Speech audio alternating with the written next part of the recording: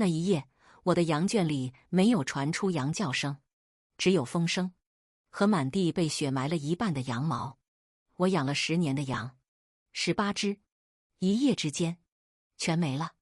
那天晚上，山里的雪下得很大，大到连隔壁老赵家的烟囱都看不清方向。我是陈野，住在北山脚下的一个小木村。村里人都说我这辈子没什么本事，不会做生意，不会讨好人。年轻时候脾气硬，老了更硬。可是他们不知道，那些羊是我这辈子最后的牵挂。10年前，我媳妇走的时候，家里只剩下我一个人。她临走前说过一句话：陈野，你这人嘴硬，但是心软，以后别总跟自己过不去。我没听。人活到这个岁数，很多事情不是想放下就能放下，所以我把日子都放在羊身上。每天早晨天还没亮，我起来烧火，给羊添草，晚上再一只一只数过去，18只，一只不少。我甚至给它们取了名字，老大叫黑耳，因为他耳朵上有一块黑毛；老二叫小白，因为他胆子最小，吃草的时候永远站在最后面。村里人笑我，说：陈野，你养的是羊还是养孩子？我嘴上骂他们，你懂什么？这些家伙比人省心。可是那天晚上，我第一次觉得，也许羊真的比人脆弱。凌晨3点，我突然醒了，不是因为声音，而是一种不安。牧民在山里生活久了，身体会记住一些东西。风向变了，雪停了，甚至某种动物靠近，人都能感觉出来。我披上外衣，拿起手电筒，往羊圈走。刚走近，我就停住了，太安静了。平时这个时间，羊只要听到我的脚步声，就会挤到栏边，等我喂食。可是那晚，没有任何声音。我心里一沉，推开木门，下一秒，整个人僵在原地。羊圈里空了，不是少几只，是全部。地上散落着羊毛，木栏被撞断，雪地上留下巨大爪印，那爪印比我的手掌还大。我蹲下去，摸着地上的痕迹，冰冷的雪像一把刀。村里老人说过，山里有一种东西，白天看不见，晚上不靠近人，但是一旦盯上猎物，就会一直跟着。雪豹这2个字从我脑子里冒出来，我的手开始发抖，不是害怕，是愤怒。18只羊，不是18只牲口，是我10年的心血。我看着空荡荡的羊圈，突然想起媳妇离开那年，家里也是这样，一夜之间什么都没有了。天亮后，村里人全部来了。村长马远山看着地上的脚印，叹了口气：陈野，这次恐怕是雪豹。我抬头，恐怕。他愣了一下，我冷笑：我的羊没了，你跟我说恐怕？村民们站在旁边，小声议论：今年雪大，山里的东西找不到吃的了，以后可能还会来。有人说，要不找猎人把它解决掉。这句话像一根火柴，瞬间点燃了所有人的怒气。对，不能让他再害人，不然下一次就是人了。我站在人群里，没有说话，可是我的心里已经做了一个决定。他吃了我的羊，我要让他付出代价。那天晚上，我翻出了父亲留下的旧猎刀，磨了一遍又一遍。老赵来找我的时候，看见桌上的刀，脸色变了。陈野，你想干什么？我低头，继续磨刀。找他。老赵沉默。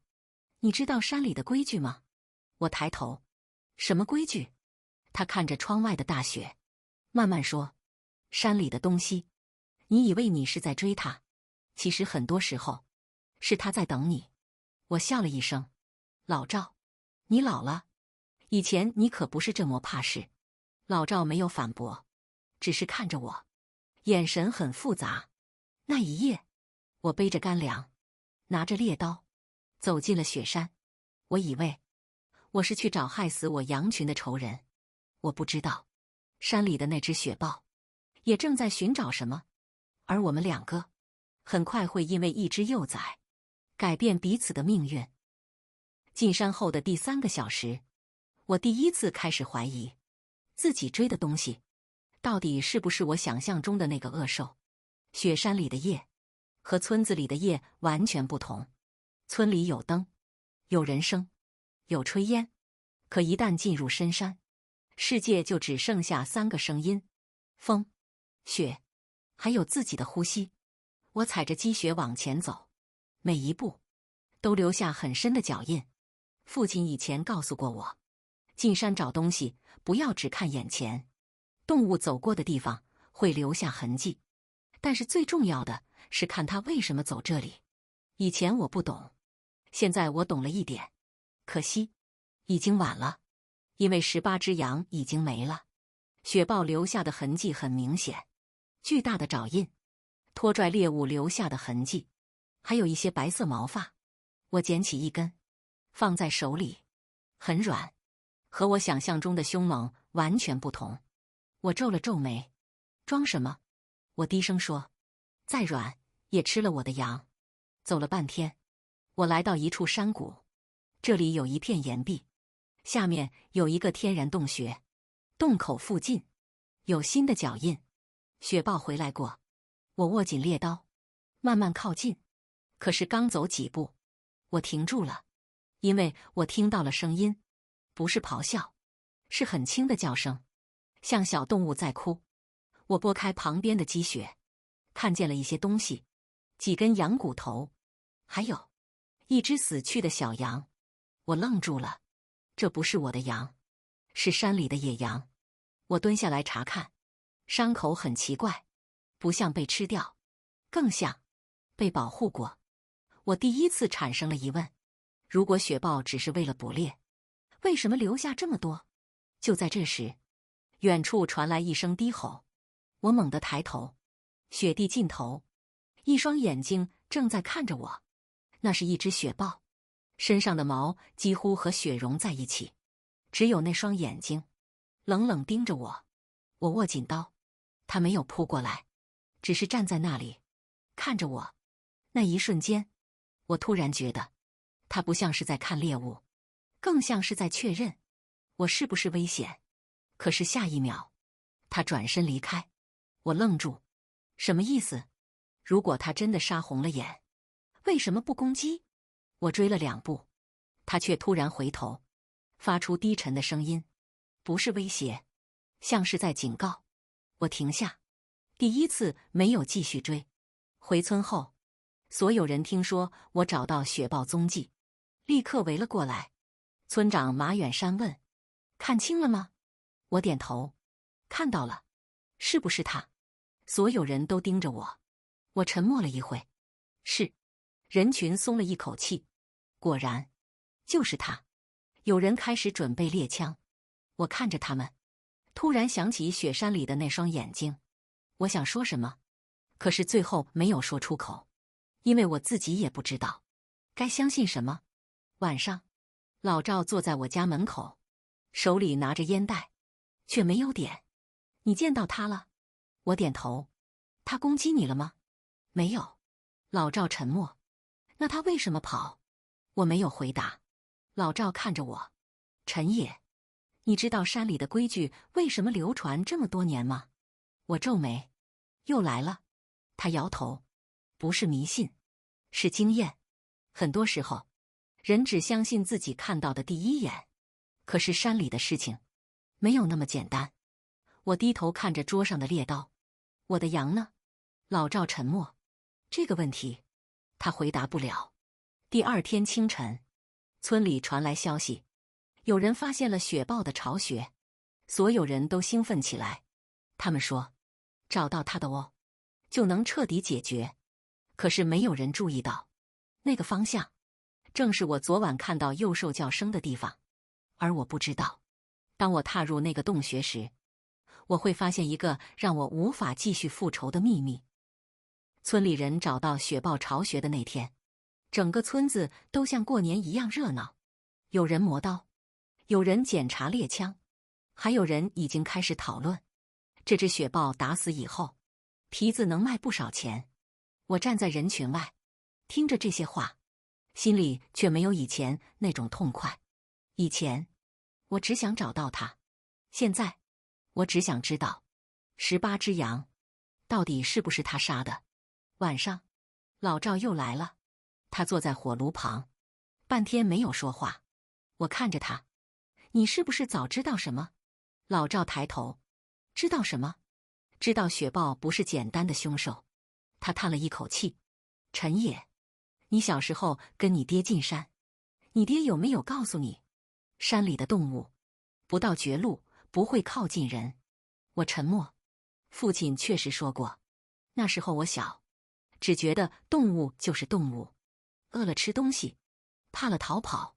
可现在，我突然想起那个夜晚，雪豹站在雪里，没有攻击我，只是看着我。它有幼崽。老赵突然说道。我抬头，什么？母雪豹？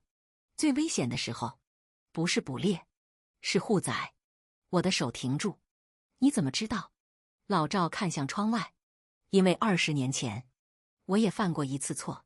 那一夜，我没有睡，18只羊的损失还压在心里。可是雪豹幼崽这几个字，像一根刺，扎在那里。天快亮的时候，我做了一个决定，我要去看看，不是为了杀他，也不是为了救他，只是想知道真相。第3天凌晨，我再次进山，这一次，我没有带猎枪，只带了一把刀和一些干粮。雪下的比前几天小，脚印更加清晰。我沿着雪豹留下的痕迹，走到那处山谷，远远地，我看见了它。母雪豹趴在洞口，警惕地看着四周，而洞里面传出细小的声音：“幼崽。”我停在那里，那一刻，我突然不知道自己该怎么办。如果没有那18只羊，我可能会觉得它们可怜。可是我的羊呢？那些陪我10年的生命，难道就这么算了？我站了很久，直到母雪豹离开，它去寻找食物。我知道，机会来了。我走进洞穴，里面很暖，和外面的冰天雪地完全不同。3只幼崽缩在一起，小小的，甚至还没有我的手臂长。其中一只看到我，没有攻击，只是发出微弱的声音。我伸手，它竟然靠了过来。我的手停在半空，不知道为什么，我突然想起了10年前，我媳妇临走前抱着孩子的样子，那也是这样，小小的一团，需要人保护。可是下一秒，我又想起空荡荡的羊圈，愤怒重新回来。你母亲吃了我的羊。我低声说，那我就带走你，让她也尝尝失去的滋味。这句话说出口的时候，连我自己都愣了一下，因为我知道，这不是牧人的做法，这是一个被愤怒控制的人。可是我还是抱起了其中一只幼崽，离开了洞穴。回到家的时候，天已经亮了。我把幼崽藏在旧羊棚后面，给它铺了一层干草。它很安静，只是偶尔发出一点声音。我坐在旁边，看着它，心里没有想象中的痛快，反而有一种奇怪的感觉，像是我偷走的，不是雪豹的孩子，而是一条原本不该被卷进来的生命。中午，村里的小女孩阿月跑到我家，她看着我，突然皱眉：“陈叔，你家里是不是有小动物？”我心里一紧，没有。阿月歪着头，可是我听见她哭了。我没有说话。她往后院看了一眼，像小猫，但是又不像。我刚想阻止，突然，远处山上传来一声长啸，所有人的脸色都变了。那是雪豹的声音，他回来了，而他发现自己的孩子不见了。我本以为把雪豹幼崽带回来以后，我会很痛快，毕竟他是雪豹的孩子。我想过很多画面，想过母雪豹找不到孩子时的愤怒，想过他在山里焦急寻找的样子，甚至想过有一天他站在我面前，也尝尝失去的滋味。可是我没想到，最先让我难受的不是雪豹，是这只小东西。第一天晚上，它一直叫，不是凶狠，而是害怕。我坐在旁边，烦得不行。你叫什么？你娘又不是不要你。话刚说出口，我自己愣了一下，我竟然开始替他找理由。以前的我，只要想到雪豹，脑子里就是18只羊倒在雪地里的样子。可是现在，我看着眼前这个连站都站不稳的小家伙，突然发现，他什么都不知道。他不知道自己的母亲做了什么，也不知道我为什么恨他。他只是饿了，只是害怕。第二天早晨，我拿了一点羊奶，放在他面前。他闻了闻，没有喝。我皱眉，怎么，还嫌弃？我把碗推过去，你们雪豹不是很厉害吗？怎么连奶都不会喝？他看了我一眼，慢慢靠近，小心翼翼舔了一口，然后竟然趴在碗边睡着了。我看着他，半天没说话，不知道为什么，我突然想起小时候，父亲捡回来的那只小羊，也是这样，怕人，又依赖人。陈野，院子外传来声音，是村长马远山。我赶紧挡在门口。什么事？马远山皱眉，你这几天有没有看到雪豹？我心里一紧，没有。他盯着我，奇怪，有人说，雪豹昨天晚上一直在你家附近转。我没有回答。他看了一眼后院，陈野，这东西不是普通野兽，别心软，出了事，整个村子都承担不起。他说完离开，我站在门口，看着他的背影，第一次觉得，他说的话，好像也没有完全错。山里的东西危险，这是事实。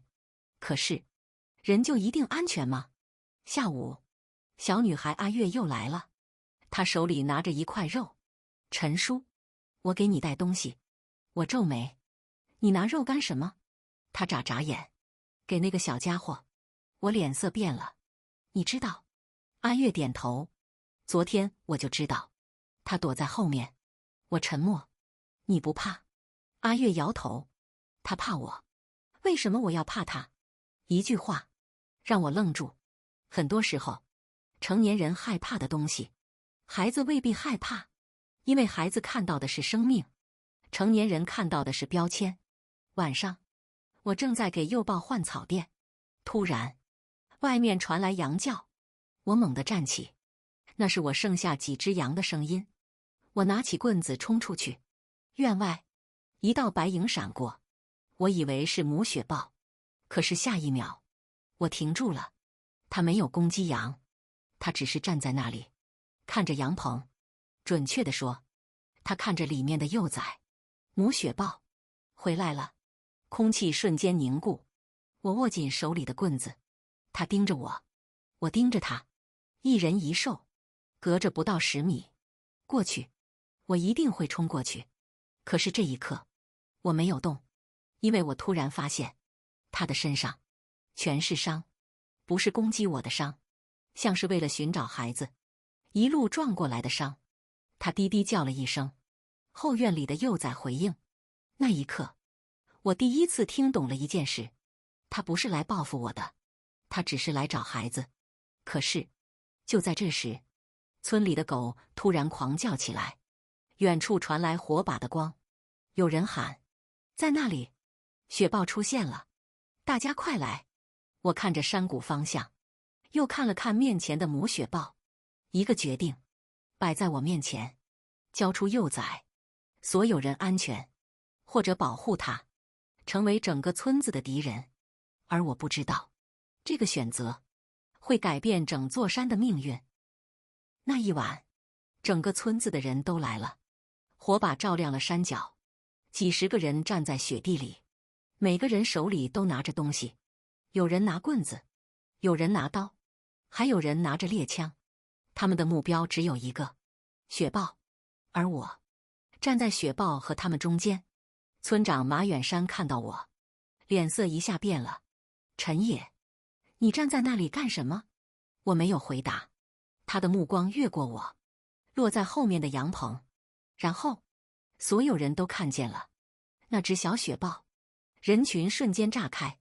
什么？雪豹幼崽在他这里？陈野，你疯了吗？我听着这些声音，却异常平静，因为我知道，这一刻，我必须做一个选择：继续当那个失去18只羊的受害者，还是承认自己也差点成为另一个伤害生命的人。马远山走过来，压低声音：“陈野，把幼崽交出来，这件事就结束。”我看着他，结束？我的羊呢？他沉默。我继续问：18条命，一句结束就没了？马远山皱眉：“那是畜生。”这句话说出来，周围安静了一瞬。我低头看了一眼羊棚里的幼豹，然后问：“那他呢？也是畜生？”没人回答，因为他们发现，我问的不是雪豹，我问的是他们自己。老赵从人群后走出来，他看着母雪豹，脸色越来越难看。不对，所有人看向他。什么不对？老赵指着雪豹，他不是来攻击羊群的，他是在逃。人群愣住，马远山皱眉：“逃？一只雪豹？”老赵点头：“你们看他的爪子，看他身上的伤，他不是捕猎状态，他是在找活路。”没人说话，我也愣住。找活路？那18只羊。就在这时，山上传来一声巨响，轰，像是什么东西倒塌。所有人回头，远处山坡，积雪开始滑落，雪崩。老赵脸色瞬间变了。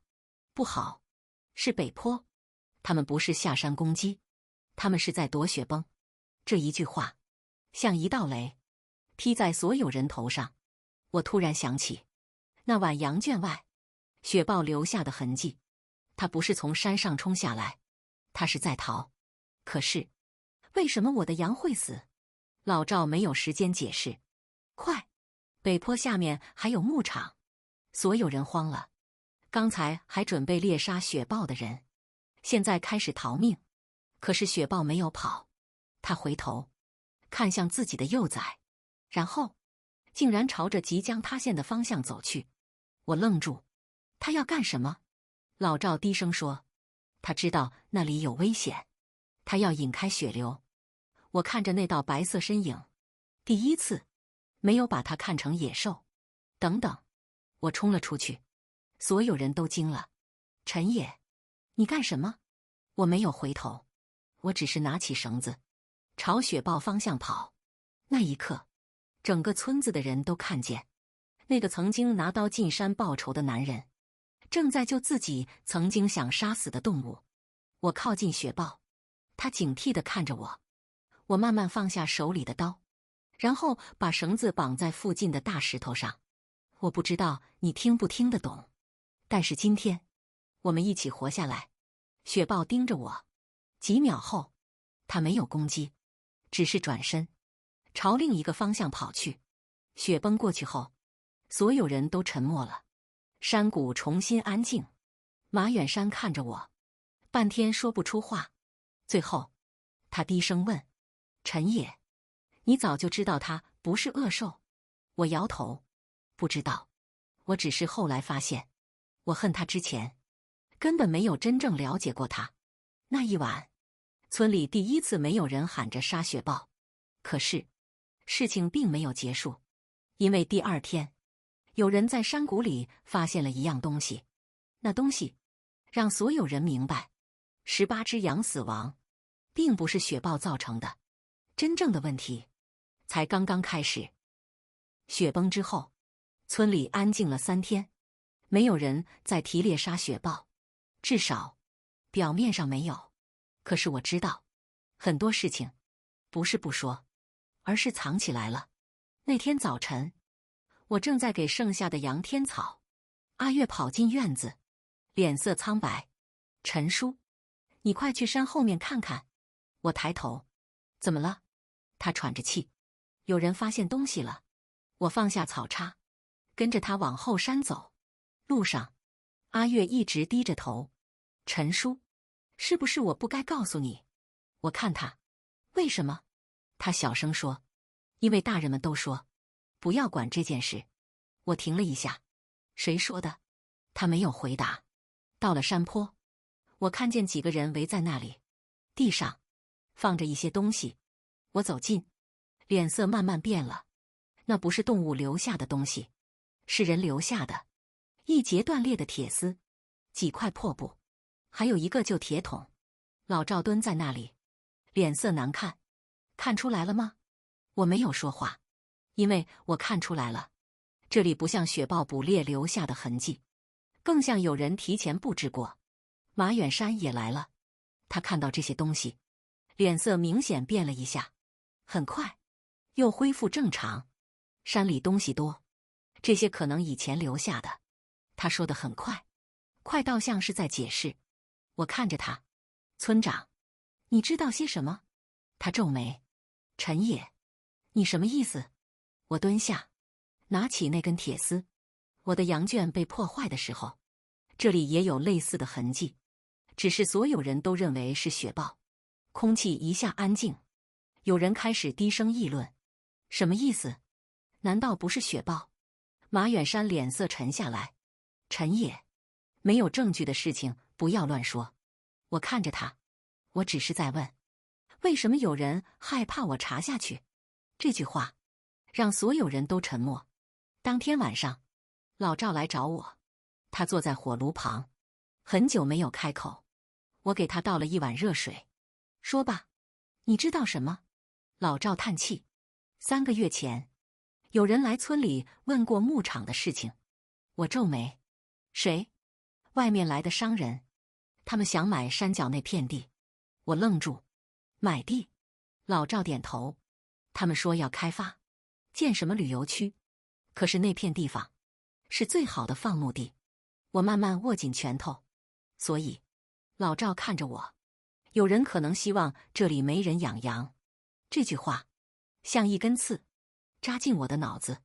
18只羊，不是因为雪豹，可能是因为有人想赶走我们。我突然想起，那天晚上，马远山看到雪豹脚印时，为什么第一句话不是安慰，而是恐怕是雪豹。第2天，村里突然传出消息，陈也疯了。他说有人害羊，还说雪豹不是凶手。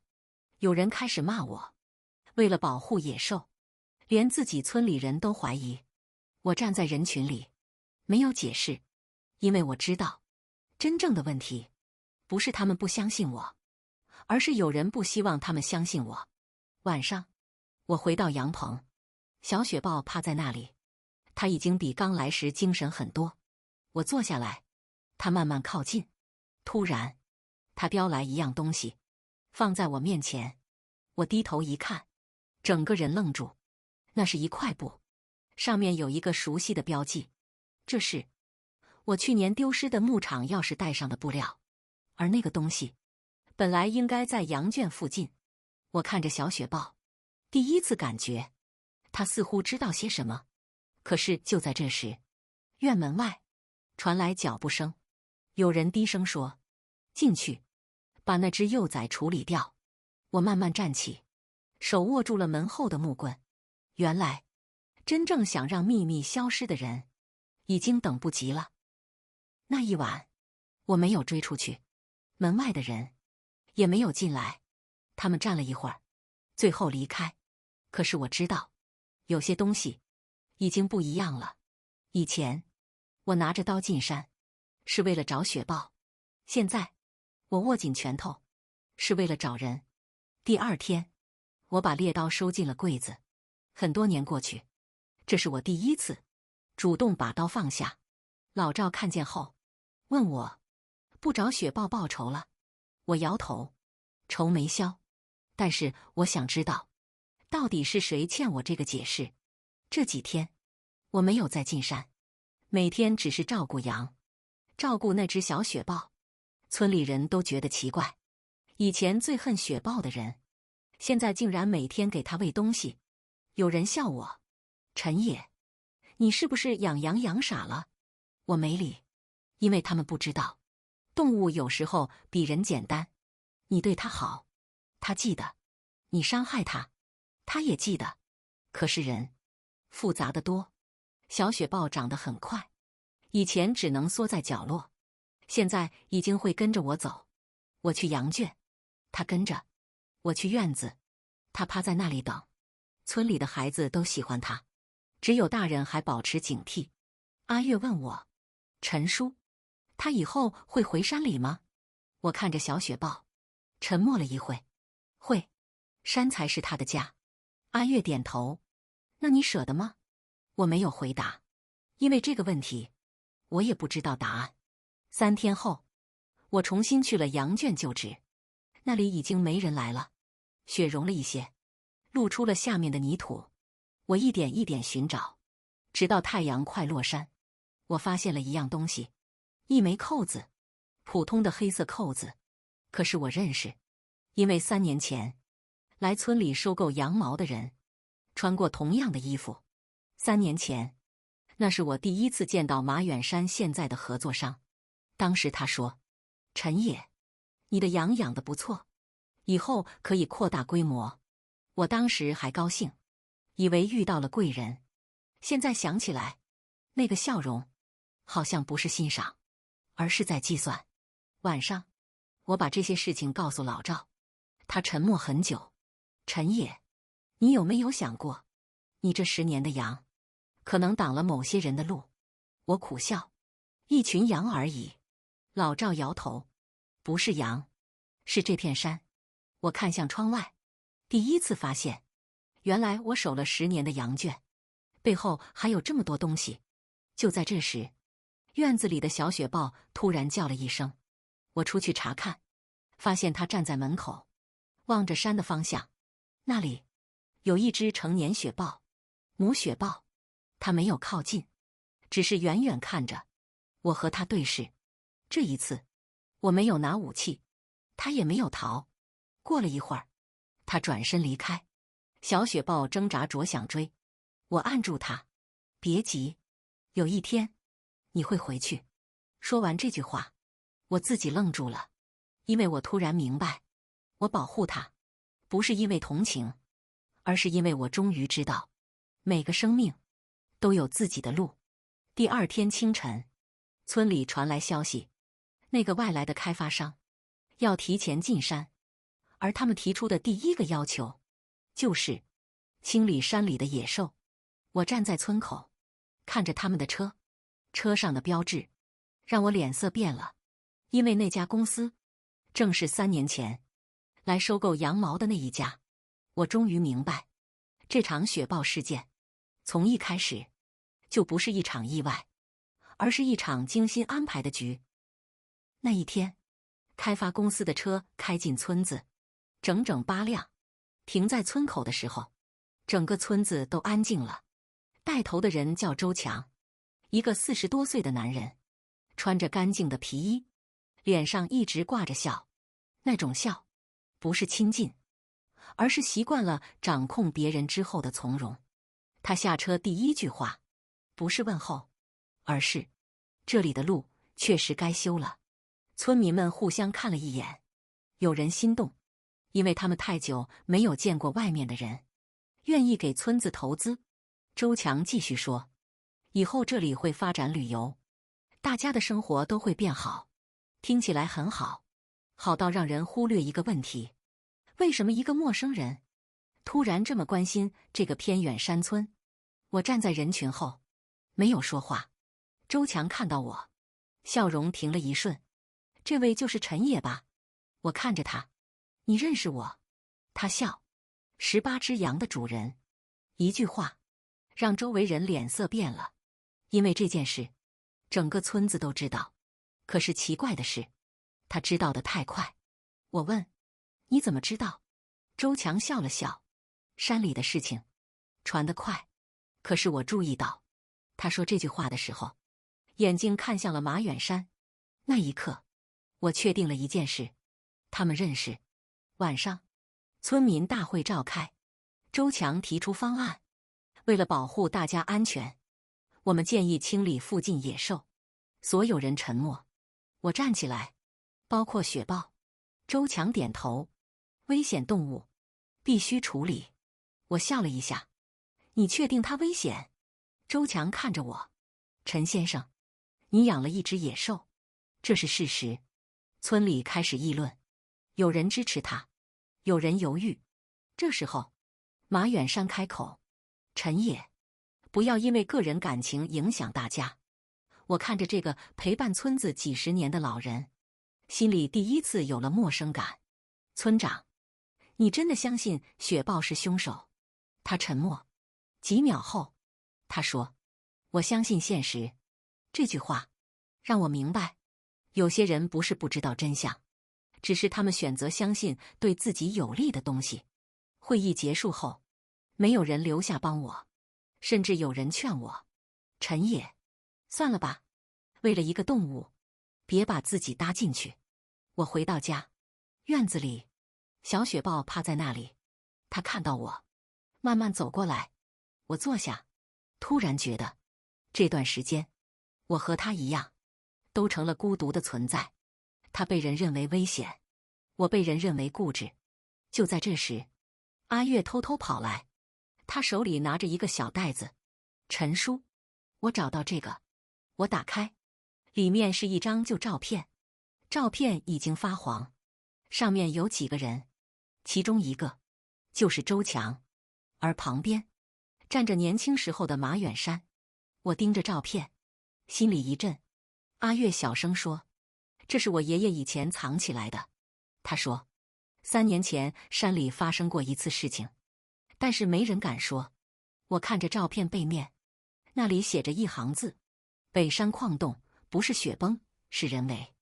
我的呼吸停了一下。原来18只羊死亡只是开始，真正被隐藏的是3年前那场事故。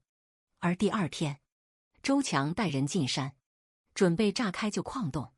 如果让他们成功，所有证据都会永远消失。我收起照片，拿起手电。这一次，我没有带猎刀，我带的是寻找真相的决心。山里的最后一场较量开始了。凌晨3点，整座山都像睡着了一样，只有风声，还有远处机器启动的声音。我站在北山矿洞外，看着那几辆车，心里很清楚，如果今晚我没有找到答案，明天以后，所有事情都会变成一句话：雪豹害死了18只羊。开发山林是为了村子好，假的东西说100遍，也会有人相信。我悄悄靠近矿洞入口，周强带着几个人正在搬设备，马远山也在。看到他的那一刻，我的心沉了下去。我一直希望他只是被利用，可是现在我知道他参与其中。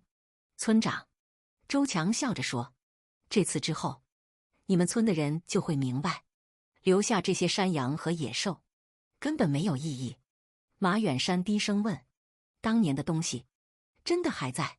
周强点头，放心，3年前没处理干净，这次不会留下任何痕迹。我的手慢慢握紧。原来如此，3年前，他们就想得到这片山，可是因为旧矿洞事故，因为有人发现秘密，计划失败。而这些年，他们一直在等机会，直到雪豹出现，我走了出来。所以，18只羊也是你们安排的。声音响起，所有人都转过头。周强脸色变了，陈野，马远山更是脸色苍白。你怎么会在这里？我笑了。我如果不来，是不是永远都不知道？原来我恨错了对象。周强沉默几秒，然后竟然笑了。陈野，你知道吗？你最大的问题就是太相信自己的感觉。你以为雪豹救了你，所以它就是好东西。你以为我们做错了，所以我们就是坏人。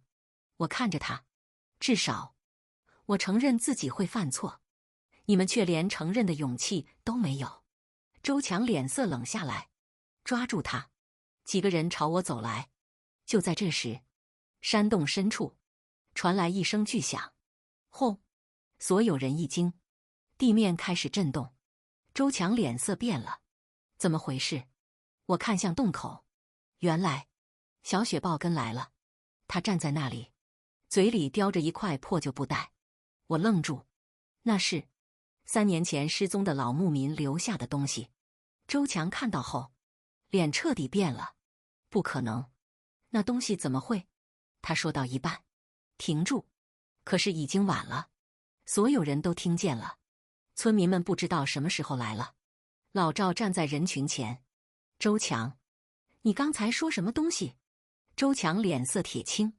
原来老赵早就通知了大家，不是为了抓人，而是让所有人亲眼看看真相是什么。我打开布袋，里面是一份旧记录，还有几张照片。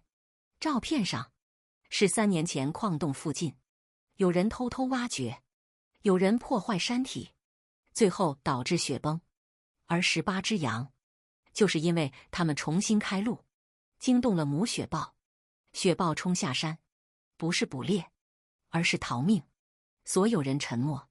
马远山低下头，我只是想让村子变好。老赵看着他，变好？把所有人的家变成你的筹码，这叫变好？马远山说不出话。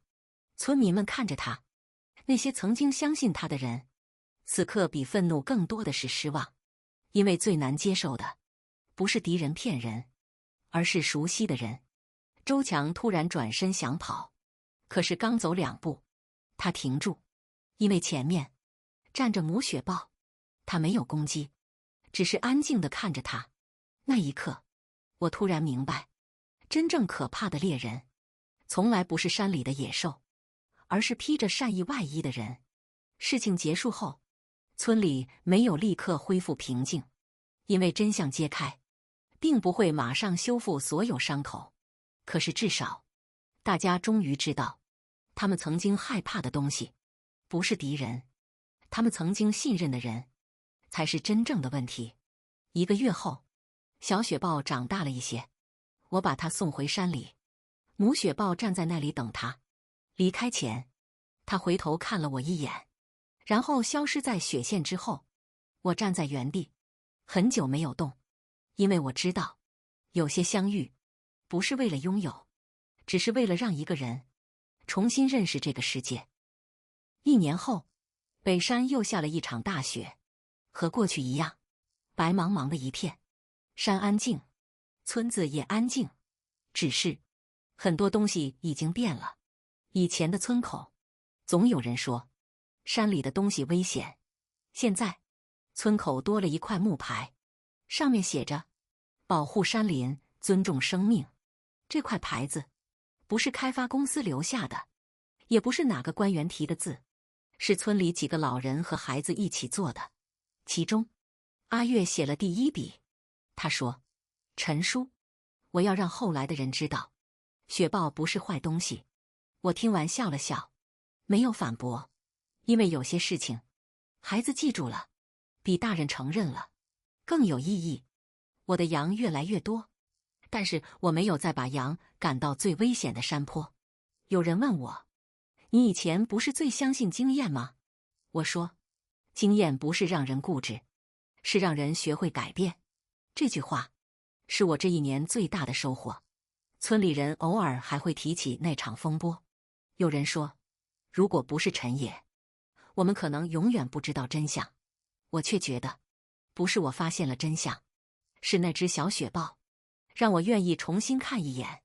如果那天我没有停下来，如果那天我只记得18只羊，那么我可能会成为自己最讨厌的人。春天来的时候，山上的雪开始融化。我又一次去了北山，不是寻找仇人，也不是寻找答案，只是想看看那片曾经让我痛苦的地方。走到山谷深处，我看见了一串脚印，很新。我停下来，不远处站着一只成年雪豹，是他，母雪豹。我们隔着距离看着彼此，没有敌意，也没有靠近。他低头闻了闻雪地，然后转身离开。我忽然想起1年以前，那个拿着刀想找雪豹报仇的自己。那时候的我，认为解决问题就是找到一个敌人。可是后来才明白，很多时候，真正需要战胜的，不是某一个人，不是某一个生命，而是自己看待世界的方式。